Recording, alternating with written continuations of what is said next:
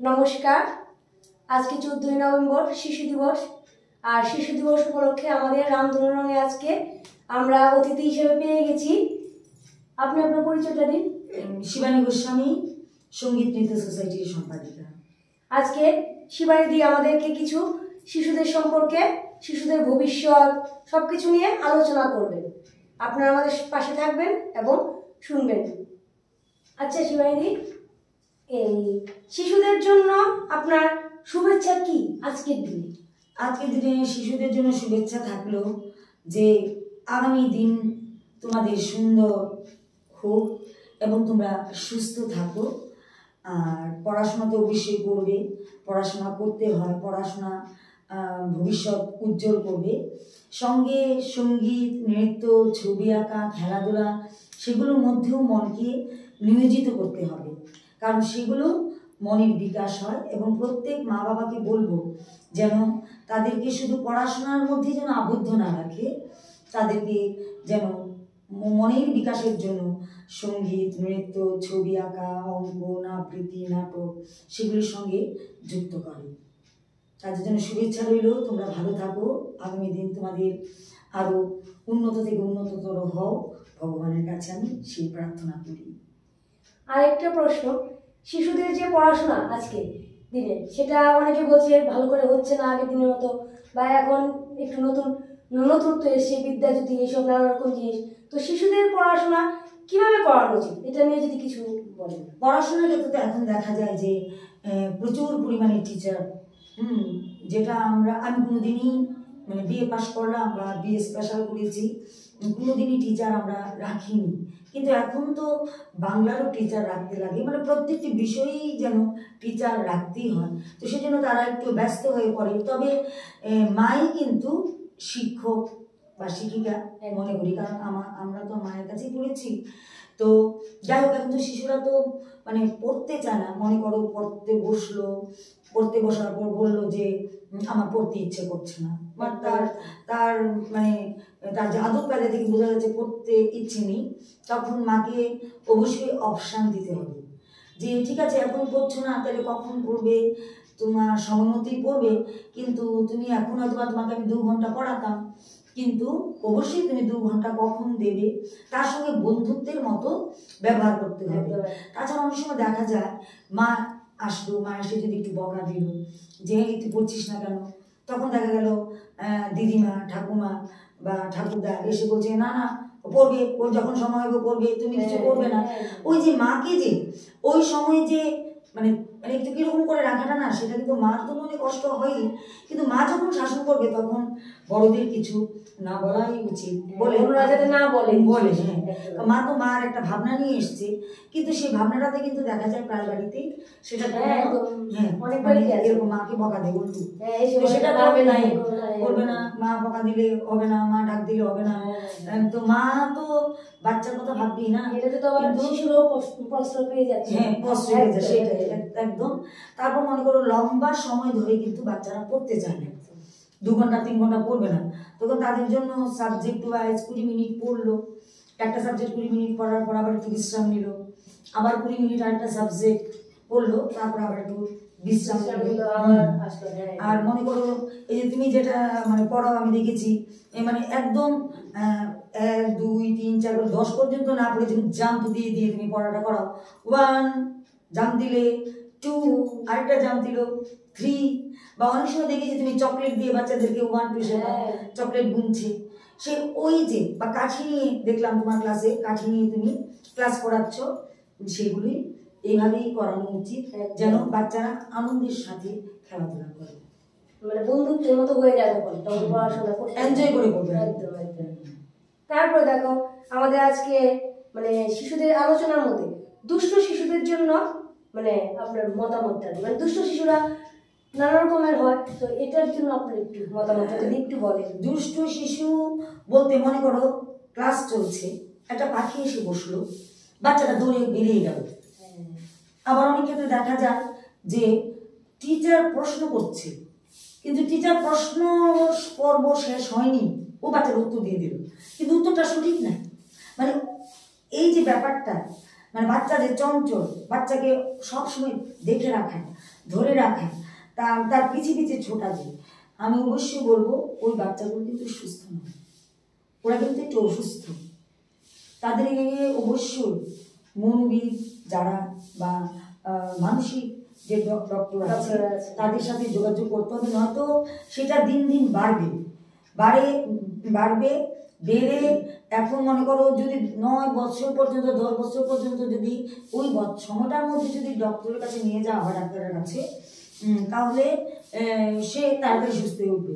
কিন্তু দেখা গেল যে অনেক ক্ষেত্রে 20 বছর পর্যন্ত বাচ্চাটা চঞ্চলে থাকে, দেখা গেল মাঠে গেছে, খেলাধুলা করছে, বল নিয়ে একদম ওরা প্রস্তুত, সে মাঝখান থেকে গিয়ে বলটা নিয়ে আসলো বা বলটা নিজেই ছুঁড়ে মারলো, থাকে না, ওটা কিন্তু অসুস্থতার লক্ষণ। এবং ওই বাচ্চাগুলো কিন্তু পড়াশোনা ভালো হয় না, কারণ তাদের তো মনোসংযোগ হয় না, তাদের তো মনোযোগ বসে না। তো যদি 20 বছর পার হয়ে যায়, ওকে যদি কন্ট্রোল করা না যায়, সে কিন্তু অ্যান্টি সোশ্যাল হয়ে যাবে, সে সমাজ বিরোধী কাজ করবে। এবং কোনো এক সময় দেখা যাবে সে মানে সমাজ যে সামাজিক কাজ কোনো বহির্ভূত সে কাজ করছে, ওই বাচ্চাগুলো কিন্তু কোনো একদিন ভবিষ্যতে ওরকম হয়ে যায়। তো তাদেরকে চিকিৎসা করাতে লাগবে। এবং ওই সব বাচ্চাগুলো কিন্তু মানে ওই বড় হয়ে কিন্তু তারা কিন্তু আসলে পড়াশোনা হয় না। তো যখন কোনো 20 বছরের ছেলে 25 বছরের ছেলে যখন দেখবে যে তার পড়াশোনা হলো না, তখন নিশ্চয়ই তার মন মানসিকতাটা অনেকটা কীরকম হয়ে যাবে। তখন সে কিন্তু কারো কথা ভালো লাগবে না, কারোর সাথে ভালো করে কথা বলবে না। আর ওই যে তার যে ওই ছোটোবেলা থেকে যে চঞ্চলতার যে একটা যে মানে প্রবৃত্তি, সেটা কিন্তু দমবে না। সে তার কাজকর্মগুলো তখন কিন্তু বেহিসাবের মতো তার কাজকর্ম চলবে। তো আমি বলবো মা বাবাকে বলবো, বাচ্চা তো ওরকম হয়নি, এই তোর বাবা তো ওরকমই ছিল, বাবা তো বড় হয়ে গেছে, বাবা তো বিয়ে করেছে, বাবা তো বাচ্চা হয়েছে, এখন যদি ঠাকুমা যদি বলে এই বাচ্চাটা দুষ্ট হবেই, তো তোর বাবা তো দুষ্ট ছিল, কিন্তু সেটা কিন্তু সমাধানের পথ নয়। প্রত্যেক ঘরে বলে সমাধানের পথ নয়। মানে অবশ্যই মানে চিকিৎসকের শরণাপন্ন হতে হবে। এই ছোট ছোট জিনিসগুলো ওরা ঠিক যারা আছেন মনোবিদ বা মনোচিকিৎসক, ওনারা সে বাচ্চাটাকে ঠিক কন্ট্রোলে নিয়ে আসবে। একদম। তারপর আমার আরেকটা প্রশ্ন, যে শিশুদের কি বাড়িতে পুরস্কার দেওয়ার ব্যবস্থা করা উচিত কিনা? এই বাচ্চাটাকে যদি বলা হয় যে তুমি আজকে টাস্ক করবে, তাহলে তোমার যেটা ফেভারিট যে একটা কেক বানিয়ে দেবো তোমাকে আমি, বা তুমি পড়াশোনা করছে, বাহ মাঝখানে একটু চুমু খেলো মাই তো শিক্ষিকা ঘরের, আব্দুল কালাম আজাদ বলেছিলেন যে একজন মা হলো 100 শিক্ষকের সমান। তো মা বললো যে তুমি যদি আজকে আরেকটা সাবজেক্ট যতগুলো পড়া করে নাও, তাহলে তোমাকে আমি বাইরে নিয়ে তোমার পছন্দের পিজাটা খাওয়াবো। সেটা কিন্তু ঘুষ না, তাকে উৎসাহিত করা এবং তাকে বারবার উৎসাহিত করতে তোমার হবে। তুমি আসলে কিন্তু যতটুকু জানি সবার ব্রেন কিন্তু সমান না, হ্যাঁ, কিন্তু ও যদি পারে তুমি পারবে না কেন, ওরকম বলাও কিন্তু ঠিক নয়। যে কারোর সাথে তুলনা করা সেটা কিন্তু মানে উচিত না। নিজস্ব একটা সত্তা থাকে, তুমি পারবে, তুমি পড়াশোনাও পারবে, তুমি সেই পারবে, তাকে সবসময় পজিটিভ উৎসাহ দিতে হবে। আর মানে ওটা ঠিক ঘুষ না বলবো না, মানে ওটা মানে মা যদি বলে যে তুমি আজকে যদি সেটা করো, কি ভালো লাগছে, তুমি পারছো তো, আনন্দ আসে, তার মধ্যে উৎসাহিত হয়, করে নেয় কাজটা। আর মা যখন পড়াতে বলবে, তখন মা যদি দেখে যে মা নিজে মোবাইল দিচ্ছে, হবে না, মাকে কিন্তু সময় দিতে হবে। এখন তো এই চলছে, তো বলবে তুমি তো মোবাইল দেখছো। বা অনেক সময় দেখা যায় যে পড়াশোনার ক্ষেত্রে বলবে যে তুমি পড়াশোনাটা মোবাইলে দেখো, অন্য কিছু দেখো না। হ্যাঁ, তো অনেক সময় বাচ্চারা বলে না আমি ওটাও দেখবো এটাও দেখবো না, মানে তাকে এমনভাবে বোঝাতে লাগবে যে মোবাইল দেখলে তো তোমার হবে না, তুমি তোমার প্রয়োজনীয় জিনিসগুলো মোবাইলে তুমি দেখতে পারো। আর প্রথম ভিড়টা শিশু অবস্থায় যদি প্রথম দিকে যদি ভিড় না হয় অসুবিধা হবে। শার্টের বোতাম যদি প্রথমেই যদি আমরা উল্টো লাগিয়ে দিলে তো সেই সমস্যাটা হবে। তো গোড়ায় গলদ যেন না হয়, শিশুদের বিকাশটাই কিন্তু প্রাথমিকভাবে গুরুত্ব দেওয়া উচিত। এটা সবাই দেয় না, মানে না ছোট থাক পরে হয়ে যাবে কিন্তু এটা কিন্তু দিন দিন বাড়তে থাকে, এটা আর হয় না যা দেখি আর কি। আচ্ছা, আরেকটা প্রশ্ন আছে, শিশুদের যে মানে শোষণ হয় এটা নিয়ে মানে কিছু যদি। হ্যাঁ, আমরা তো দেখি অনেক চাষ করে আগরতলা শহরে আছে চাষ স্টল, বা এই যে ইট ভাঙছে, মায়ের সঙ্গে বসে শিশু ভাঙছে, সেটা আমরা দেখি। যেটা আমরা মেকআপে ব্যবহার করি অভ্র, সেটা কিন্তু মানে মেকআপের মধ্যে কিন্তু অভ্র ব্যবহার হয়। সেই অভ্রটা কিন্তু মানে গর্তের ভেতর থেকে নিয়ে আসতে হয় ওই জিনিসটা, আমি শুনেছি, সেটা আমার শোনা কথা। কিন্তু ওই যে গুহাগুলোর মধ্যে যে ছোট ছোট যে গর্ত করে, সেটাতে কিন্তু বড়রা ঢুকতে পারে না, ছোট বাচ্চা সেরকম কিন্তু চাপা করে নাকি এরকম অনেক সময় বাচ্চা মারা যায়। তো যারা ইট ভাটার কাজ টাজ করে ওই সাইডে এলাকাতে সম্ভবত অভ্রটা পাওয়া যায়, মানে যে এলাকাতে বস্তি টস্তি থাকে, মানে বস্তিটা করেই নেই ওরকম এলাকায়। তো সেটা কিন্তু একটা সাংঘাতিক ধরনের, ওই শিশুদের নাকি ওই ওই যে ওই অভ্রানার জন্য পাঠানো হয়, যেটা আমরা মেকআপে ব্যবহার করি। তো সেটা শিশুদের দিয়ে হতো, আপনি শিশু শোষণ এটা তো উচিত না। আর অনেক কিছু তো আমরা দেখি তো মেলাতে বাচ্চারা বিক্রি করছে মায়ের সঙ্গে বসে, যেখানে শিশু নিজে কিনবে জিনিস সেই জায়গায় সে বিক্রি করছে। তো শিশুদের যেন শোষণ না হয়, তাদের ছেলেবেলা যেন নষ্ট না হয়, তো সমাজকে অগ্রসর হতে হবে। এবং আমরা যারা একটু আর্থিক অবস্থাটার জন্য মানে কাজ করতে হয়, কাজে নেমে যায়। তো মানে সমাজ সচেতন হতে হবে, সমাজকে সচেতন হতে হবে। আর সমাজ সচেতন হলে তো হবে না যদি বলে যে তুমি যে শিশু শোষণ চলছে, কিন্তু তার জন্য ওর একটা ব্যবস্থা হোক। কিন্তু এখনো তো আমরা সেই দেশে নেই, সবাই মিলে এটা ঠিক করলে বা অনেকে জানেই না যে শিশু শোষণ অপরাধ, সেটাও কিন্তু অনেকে জানে না। এখন তো মিডিয়াতে এতে কত কিছু তো দিচ্ছে, তবু তারপর তো চলছে। এখন মোবাইল তো সবার কাছে নেই, যারা গরিব তারা তো খবরই পায় না, তাদের তো দুমুঠো ভাত চাই। যার ঘরে অন্ন নেই সে জানে খাবার ইটভাটার দিকে বা ওই যেরকম ইয়েতে চা বাগানের ইয়েতে দেখি ম্যাক্সিমাম দেখা যায় যে মানে বাচ্চাদেরকে দিয়ে কাজ করানো হচ্ছে, মানে সহযোগিতা করছে, মা বাবার সঙ্গে যায় ওরা সহযোগিতা করে, স্কুলে যারা পড়ে না, তো এই জিনিসগুলি না খারাপ লাগে দেখতে। তার শিশুটা মানে শিশু শৈশব হারিয়ে যায়। ঠিক।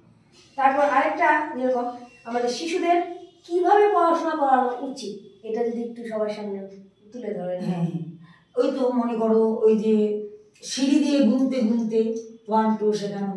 অনেক সময় কিন্তু বলে অনেক মা, এই 6 আর 3 9 হয়, তুই বুঝতে পারছিস না, বারবার কিন্তু তোকে বলতে হচ্ছে।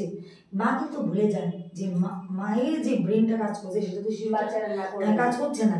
তারপর মনে করো অনেক সময় কিন্তু আমরা মানে দেখতাম ছোটবেলা মা ভাতের থালার মধ্যে, আসলে এটা তো করা উচিত না, মানে ওটা আমরা যেটা বলি আর কি, ভাতের মধ্যে মানে খেতে বসে একটা সরল লিখতাম, একটা এক লিখতাম, মা বলতো দু বলতো, মানে ওটা আসলে খেলা চলে হচ্ছে তো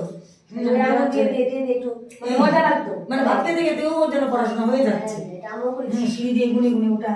তারপর পড়ার ব্যবস্থাটা একটা সুন্দর জায়গায় রাখতে লাগবে, যে ঘরে কোনো কোলাহল আসবে না, যেখানে টিভি থাকবে না যে রুমে, এবং তাকে যেন একটু ভালো টিভি ভালো চেয়ারের ব্যবস্থা করে পরিবেশটা যাতে ভালো পড়াশোনার জন্য যেন ভালো হয়।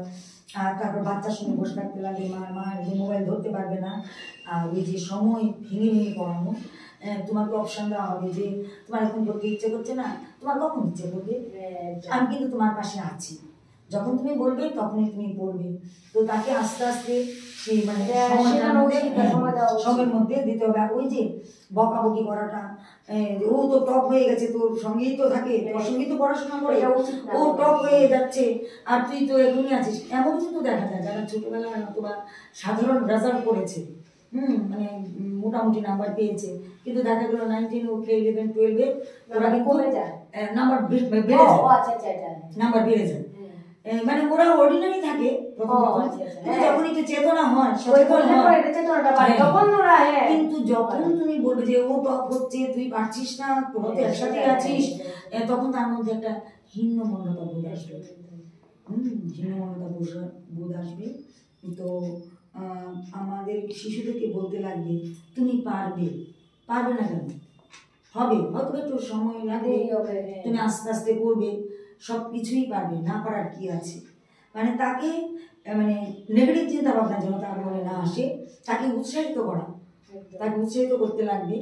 আর বাড়িতে পরিবেশটা একটু ভালো থাকতে লাগবে, মানে বাচ্চাকে ঠিক পরিবেশ দিতে লাগবে। হ্যাঁ, বাড়িতে পরিবেশটা ঠিক না রাখলে অনেক সময় বাচ্চাদের দেখা যায় হুম, পড়াশোনায় পড়া আসে, করে আবার মা বাবা অনেকে মোবাইল নিয়ে বসে থাকে, তখন ভাবে থাক আমিও করবো না। হুম। অনেক সময় কি হয়, পড়াশোনা মানে করতে চাইছে না, একটা মোবাইল দিয়ে মানে রেখে দেয়, তুমি গেম খেলো। বাচ্চাকে তো এই জিনিসটা তো মানে উচিত না, একদম ঠিক ঠিক। সেই আজকে শিশু দিবস, হ্যাঁ। তোমাকেও শুভেচ্ছা জানাই। তুমি সারাদিন বাচ্চাদের নিয়ে থাকো, খুব ভালো লাগে। তো আগামী দিনে শিশুরা তো আগামী দিনের এগিয়ে যাক। ভবিষ্যৎ। আমাদের ভারতের হ্যাঁ। আগামী দিনে যারা নাগরিক হবে, আজকের শিশুরা তারা যেন সুনাগরিক হয়, একদম এই কামনা রাখছি। ঠিক আছে, খুব ভালো লাগলো এখানে এসছো, আবারও ডাকবো, আবারও যেতে পাশে পাই। আপনারাও আমাদের এটা শুনবেন এবং ভালো লাগলে কমেন্টস করবেন, লাইক করবেন এবং মতামত জানাবেন। জানালে আমরা উৎসাহিত হব, আমরা আরো এগিয়ে যেতে পারবো। তাই আমাদের সঙ্গে সবসময় পাশে থাকবেন। আজকের অনুষ্ঠান এখানে শেষ করছি। নমস্কার।